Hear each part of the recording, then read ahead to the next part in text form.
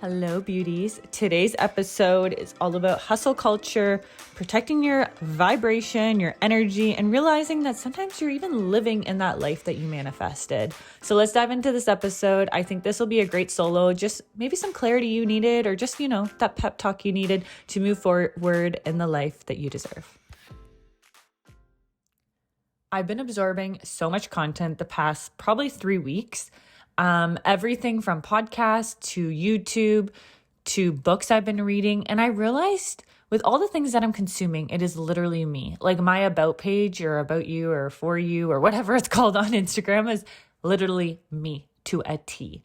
And I wanted to share a few things that I've kind of realized in 2024 within hustle culture.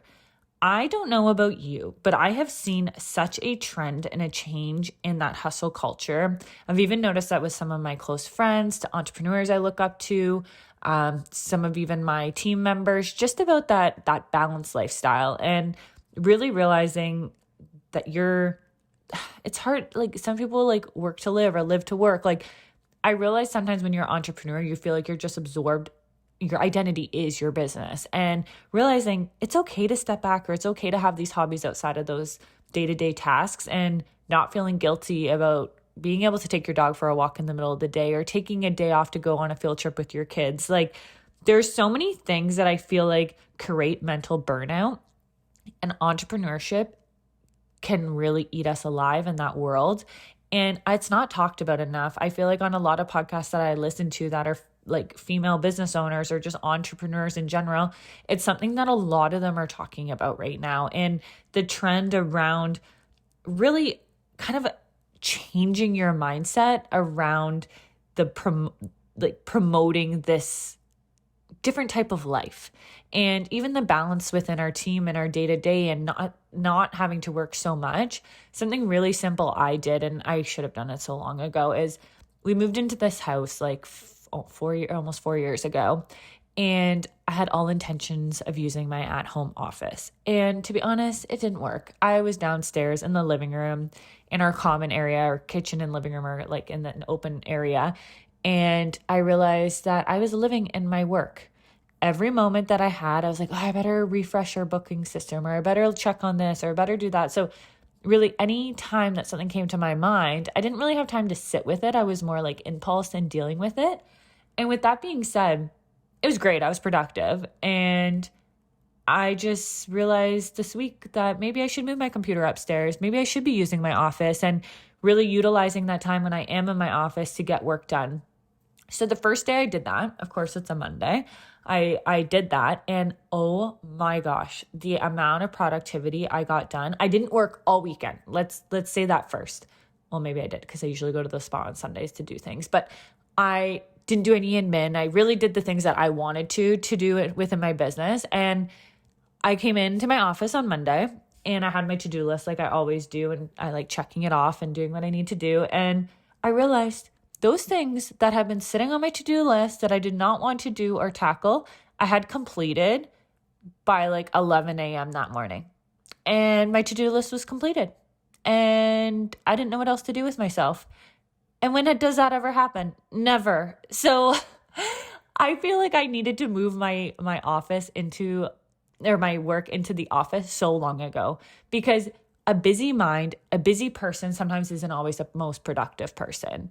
And there was things that I needed to do that were very tedious. I'm trying to do all these like different money wires and things like that through my bank accounts now with the other business, and just things that really needed my attention and I really needed to dial in. I love listening to like instrumental music or anything on YouTube that's like work motivation or something like that. It just like gets me in this zone of like consuming what I need to do and really ticking off that to-do list. So I was so productive, to say the least. And that is like the best feeling. If you can check the box off and do all the things, it is the best feeling. Then I was like, well, what else can I do today? And then I went to our warehouse/storage unit, and I started purging stuff, getting rid of stuff, organizing, getting things ready for our shipments coming in, and really kind of setting myself up for when those orders come in, and creating more of like a flow. anyways, it's like I then manifested all these orders to come in because the next following day, orders were coming in like crazy. I had all the space in the organization already. It's like I manifested it to happen, and it did.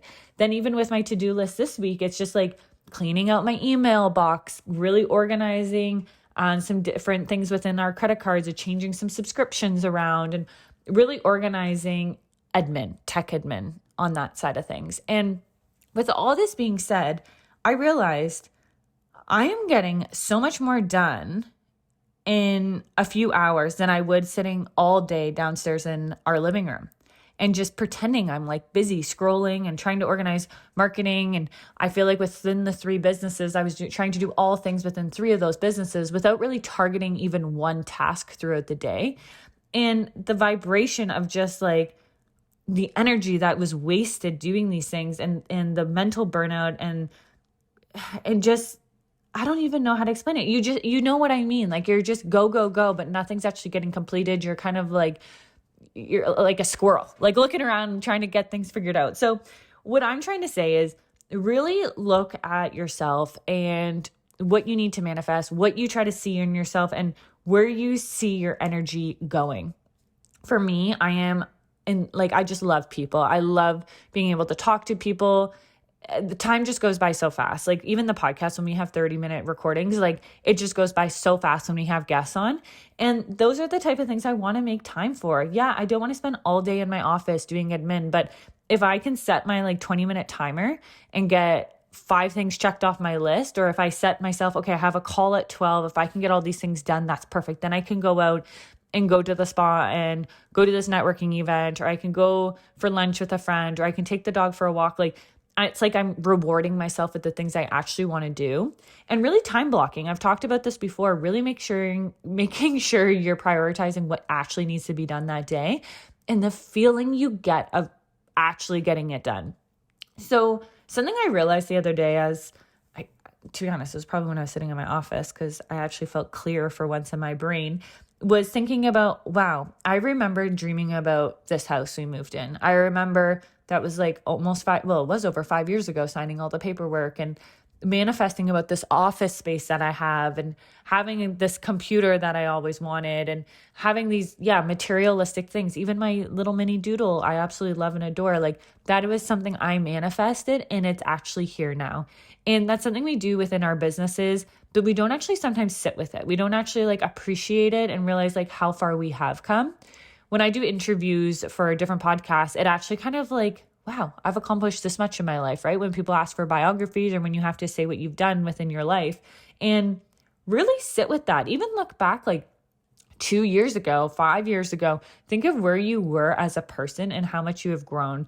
Even with some of my mentor calls, we were talking about that today. Even myself, like with my business mentor, we were talking about that, like how much of a leadership role I have now taken, and really step back from the day to day. But it is hard stepping back. Even I'm sure, like, I'm not a parent, but stepping back and letting your kids go and letting them experience life, letting your staff experience life, letting the business figure it out, and setting people up for that success, I think is the weirdest feeling. They don't really train you in any way or capacity to be able to just feel kind of almost useless in your business. We're like, nobody needs me today, or my phone hasn't been ringing. I hope everything's good. And then you're checking in, and then you're overstepping because they've already got it accomplished. Like just a lot of the emotions coming in because it is your baby. You've created it. But I think really sitting back and saying, well, 5 years ago, I would have manifested and wanted this life to be able to have this freedom. Hey there, beauty entrepreneurs and self-care enthusiasts. Are you looking to enhance your beauty business with a top-tier lash serum, or simply seeking to elevate your own beauty routine? Look no further than Muskoka Beauty Lash and Brow Enhancing Serum. Proudly made in Canada, our serum offers the perfect blend of nourishing ingredients to naturally enhance your lashes and define those gorgeous brows. Whether you're aiming to retail a sought-after product or enhancing your personal beauty, Muskoka Beauty has you covered. And here's an exclusive offer just for our podcast listeners. Enjoy a fantastic 15% off discount on your order. Simply use the promo code podcast15 when visiting muskoka.com to claim your savings. Again, that's promo code podcast15 for 15% off our lash and brow serum. By the way, it is our best sellers, so can't wait to see your before and afters. I would have done anything and everything I could to be where I am today. And I think 5 years is always a great growing point to see that. It's not everything happens overnight, and really putting the work in. I actually heard a great quote, and I'm probably going to butcher it, but it was something along the lines of like, I didn't do this overnight, but I did it one step at a time. And that's something that I think is so important, is realizing you might look at somebody and think it all happened overnight, when really they put the work in. I have to remind my staff of that sometimes too, where yeah, we've had this spa for 9 years, but a lot of this, all the staff I have now did not see what it was like when I was still working in the treatment room, when I was still there every day, getting there before everyone else was, and staying there till everyone else had left, and working weekends and doing all the things. Like, I almost feel like sometimes I have to remind them, like, I didn't take a vacation for the first 5 years of my business, or I didn't, I didn't have a sick day because there was no way of me being sick because I had no one to cover for my clients. Like, there's so many little things that I feel like we have sacrificed in our lives to get to where we are. But sometimes you feel like we have to explain those things to other people, which is hard. But I think it's like also a reminder for them that you might think I have it all put together, but it's taken me this long to somewhat look like I have it all put together. Now, coming to like recognizing yourself too, when it comes to getting uncomfortable, getting outside of your comfort zone. Like, even for me, I remember one of the scariest things within my spa business was actually stepping outside of the treatment room. Oh my gosh, I overthought this for probably a year to 6 months. I knew it was my goal. Actually, it was January 2020 was my exiting year, kind of getting out of the treatment room, which is hilarious because then freaking COVID happened. But it was like, I want to step out of the treatment room and actually work on the business. I want to be able to see what the profits are, seeing what's going on, instead of just living and breathing in the treatment room and just kind of guessing stuff that was happening. And work-life balance. Like I said, I was working so much. It was insane. And I was able to start another business, our product line business, because I was working that much. Every cent went back into the business. And that's something I think people don't realize as entrepreneurs, is usually we're the last ones to pay ourselves, most of us, let's be honest. And it's all going back into the business. And that's where I was really struggling with trying to get the product line going, as well as working all the time, dealing with suppliers and manufacturers overnight with time change, and like organizing shipping and organizing our wholesalers and all the things. And I was doing that while still working 10, 12 hours a day, serving our clients at the spa. And with like recognizing that uncomfortable part of getting almost out of my own way, and understanding like clients are going to have to understand. And a lot of my clients, to be honest, were like, why didn't you do this sooner? We were wondering when you were going to start working on the business or start stepping back from doing services. So sometimes getting out of your own way or overthinking things, I know it's easier said than done, but really making sure you're getting out of your own way to let yourself grow. You deserve it. You've put the work in. And I think making yourself feel worthy, really saying, I deserve this. I've done my part. And people are going to have to recognize that. And I just think that is one of the hardest things, I think also for female entrepreneurs, to realize that we do deserve better. We can have what we want. We just need to put it out there. And talking about some of the books and things that I've come across, like one of the new books, I actually have this on my list this year to read, is Worthy by Jamie Kernelima. If you have not read her book, Believe It, it is about IT Cosmetics. Highly recommend if you are, obviously you're a beauty enthusiast, if you're listening to this podcast, but that book is insane. It talks about how she sold IT Cosmetics for $1.2 billion.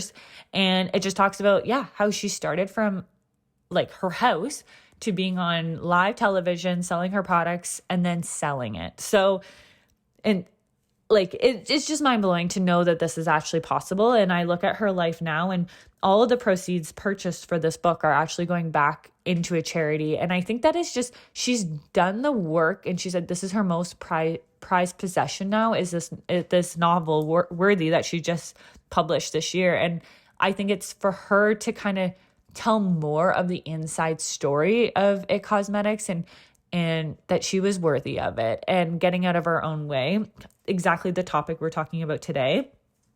And the hustle culture of now she sold her business for what what it sold for, $1.2 billion. But now she's doing the work that she's actually enjoying. She's kind of got out of that hustle culture mentality, and now she's doing a lot of public speaking. She's writing novels. She's getting on a lot more podcasts talking about her story. She has 2 young children she's raising, and she's doing what she always wanted to do now that she can. But also, it's like, why do we have to work so hard? Then there's nothing left for us. So creating kind of that either support system that you need, or even like your mental support system, and knowing like when you're on the verge of burnout and or like a mental breakdown. Like I think a couple weeks ago, it's actually more than a couple weeks ago. It seems like it was a couple weeks ago, but just like all the things that were happening to us within the businesses in such a short amount of time. I think I have this problem with batching things, to be honest. I always like to batch all of our photo shoots, all of our content, all of the things within like a very short amount of time. But I feel like I like thrive on that, because then I know I'm going to push myself through this, and then I'm going to be able to relax and chill out for almost like a longer time, if that makes sense. Also, right now we're heading into our spring summer season here in Muskoka, which is chaotic, as business owners know. And it's like, we got to put the work in now, so then we know that the spring and summer are going to be more structured, more clear. Inventory, all the things are already done for us. But I think realizing, like, even within my staff, it's like asking them, like, what would be your ideal hours you would work? What are your ideal services you could be filled up with during the day?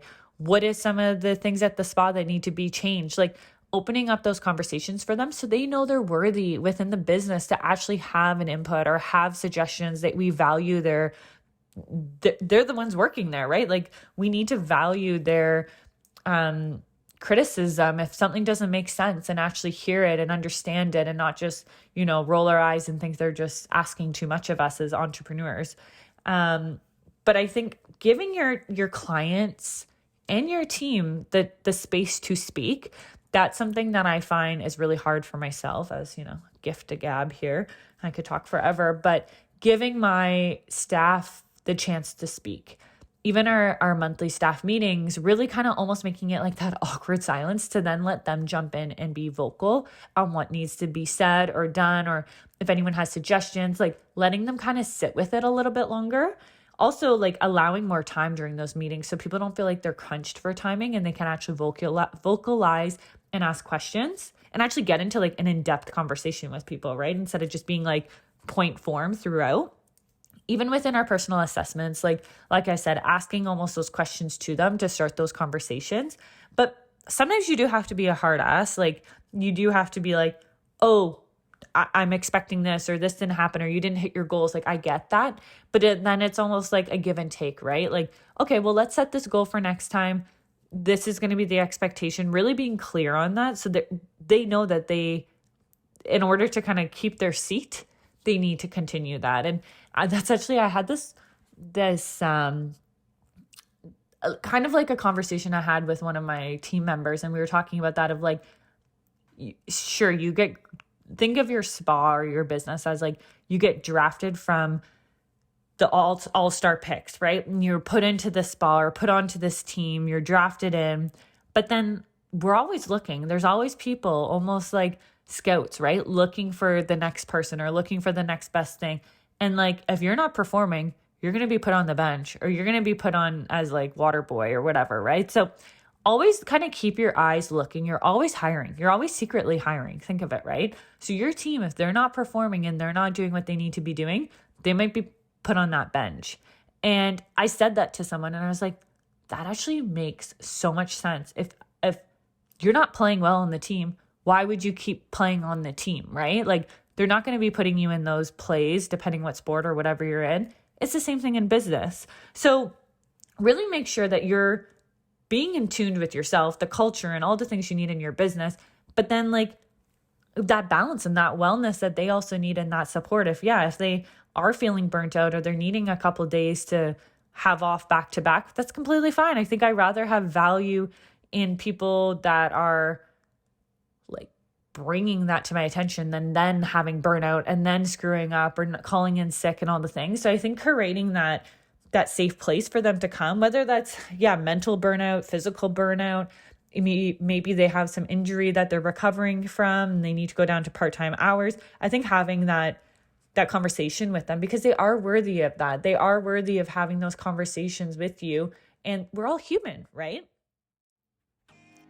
So I got a beauty tip from one of my 90-year-old clients the other day, and I am so glad I asked her. Her hair was just perfect. Her skin was glowing, and I had to ask her what she was doing differently. And she said she ended up purchasing one of the Blissy pillowcases online, and she's so glad she did. It is a luxurious Millberry silk, ultimate comfort and quality. And I mean, quality is perfection. They come in different colors, different shapes, depending on your pillow size. And after using it for a few months, I definitely noticed a difference in my hair not being as frizzy, my skin feeling just more hydrated and not as dried out with those cotton pillowcases. We reached out to Blissy, and they're actually offering an exclusive $20 off when purchasing with our link below. So make sure to click our link in the show notes to get your Blissy pillowcase $20 off, and you will thank me later. Another book I highly recommend, I just finished reading this book, is The Big Leap by Gay Hendricks. So good. I think especially, I feel like this whole 2024 theme for me is kind of like, we put the work in last year. We changed anything and everything about our business. I swear the only thing we didn't change at the spa was our phone number. But everything there had been changing and revolving. And I think with the Big Leap, it is such a great thing of talking about like your zone of genius and really be like, if you have a negative thought coming into your head, how to actually address it and let it go with ease, and thinking, oh, let's talk about something positive and keeping those positive thoughts going. I'm definitely one of those people. I think more in my personal life, which is kind of funny because I feel like with business, maybe it's a control thing, but I feel like I definitely go into these negative kind of realms where I'm like, oh, if I do this, and then what happens if this happens, and needing to know like all the facts and everything. And this book is really great about framing your mindset around that. And it kind of goes pair in pair. That's why I brought up the Worthy book as well as The Big Leap, is I think it's really brings our self-development and realizing that we are worthy. We can change the way our brains work. I think it's setting up those routines, making sure we're getting enough sleep, our nutrition, drinking enough water, getting ourselves that mental break. Like I said, like if you know you're got a lot going on, realizing like, okay, maybe I'll take off early on Friday because I've had back-to-back calls all week and I deserve that little bit of a break going into the weekend. Or like myself, I realized I was working nonstop on I don't know what. So I moved my computer up to my office, and now I'm only in my office when I'm actually physically working, and actually getting stuff done and being more productive. So basically the gist of this whole podcast and this episode is realizing what works for you, checking in with yourself. I've mentioned this before. I got one of those Hatch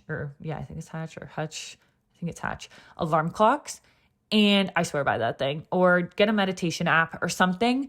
But I've always had issues with sleep, and I think it's just my brain is too busy. And I was actually talking to my mom on the phone because someone we know was bringing this up as well. He has issues sleeping, and he's very much like me. He's just like loves people. He's just like very outgoing. He's just go. And he realized that, yeah, he's going to bed early, but he can't turn his brain off. And then he's almost excited for the next day. And I feel like I'm like that too, where I'm just like, I've been staying up later to like read or do different things or even spend time with John just because we do work so much. And then I'm almost laying there where I'm like playing out what I need to do tomorrow, but it's not a bad thing. It's like, I'm excited. I'm like excited for the next thing. But then I start going into this turmoil of like, oh, I have these assessments or I have this going on. And then it's almost like playing in my head, where this book, The Big Leap, has really made me think about how to train those thoughts in my brain and how to get rid of them. So if I'm overthinking or overanalyzing, or we've got